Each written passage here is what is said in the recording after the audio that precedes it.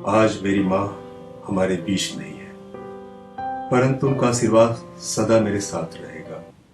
मेरी माँ मेरी प्रेरणा का स्रोत है, जिसने मुझे जीवन का सही मूल्य सिखाया। यह कहानी है दक्षिण गोवा में एक छोटे से गांव मासिल की, जहां मैं अपनी माँ के साथ रहता था। पिताजी के निधन के बाद गांव में रोजगार न होने के कारण जीवन व्यतीत करना बड़ा मुश्किल हो गया था। मुझे बेहतर जीवन देने के लिए माँ मुझे मुंबई जैसे बड़े शहर में लाई। मुंबई, जिसे सपनों का शहर कहा जाता है, असल में उतना ही कठिन है वहां का जीवन व्यतीत करना। मुंबई आने के बाद हम एक छोटी सी चाल में रहने लगे। अशिक्षित होने के कारण माँ को नौकरी नहीं मिल पाती थी। एक दिन सिलाई का काम मिलने की आशा से माँ कांग्रेस हाउस गई। नाम? अंजलि बाई। पढ़ाई? कुछ नहीं, लेकिन पढ़ना लिखना जानती हूँ। यहाँ पे सिर्फ तीसरी पास वाले को ही नौकरी मिलेगी। वहां से भी निराशा हाथ लगी। आज के ज़माने में शिक्षा पाना बहुत ज़रूरी हो गया है। शिक्षा के बिना मान सम्मान मिलना कठिन है। मेरे पास पाठशाला की पुस्तक खरीदने के लिए 3 पैसे भी नहीं थे। जीवन व्यतीत करना बड़ा मुश्किल हो रहा था। माँ, पुस्तक लेना है, पैसे चाहिए। कितने पैसे बेटा? माँ, सिर्फ 5 पैसे। लेकिन मेरे पास तो सिर्फ 3 ही पैसे हैं। माँ सर पर बोझा ढोकर रोज कुछ कमाने की आशा से निकल पड़ती थी। उन्होंने अपने मन में यह निश्चय कर लिया था कि चाहे कुछ भी हो जाए, वह मुझे पढ़ा लिखा कर एक बड़ा आदमी बनाएगी। माँ का विश्वास बिल्कुल सच्चा था।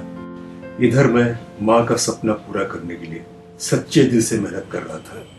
कभी रेलवे स्टेशन पर तो कभी स्ट्रीट लाइट के नीचे मैं लगातार मेहनत से पढ़ाई करता रहा और मैंने 10वीं और 12वीं में पूरे राज्य में अच्छे अंकों से उत्तीर्ण किया।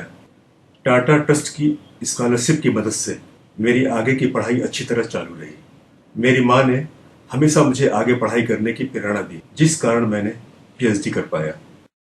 पुणे में सन 2000 में साइंस कांग्रेस का ऐतिहासिक अधिवेशन हुआ। उसमें मुझे पंत प्रधान द्वारा सम्मानित किया गया था। मेरी माँ यह सब टीवी पर देख रहे थे। यह देखकर उन्हें बहुत संतोष और आनंद हुआ था कि जो उन्होंने मेरे बारे में सोचा था वह उसको करने में कामयाब रही और उनकी मेहनत रंग लाई।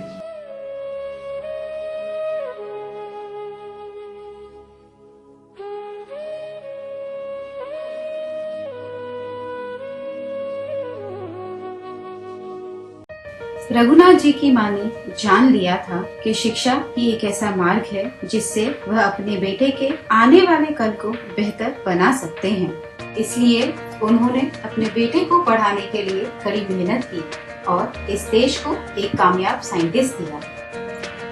शिक्षा पाना हर बच्चे का अधिकार है और हर बच्चे को शिक्षा दिलाना हम सबका कर्तव्य है। शिक्षा ही एक ऐसा मार्ग है जिससे हम और हमारा देश दुनिया में ऊंचे से ऊंचे मुकाम पर पहुंच सकता है और हमारे देश में फैली गरीबी और बेरोजगारी का अंधेरा दूर हो सकता है।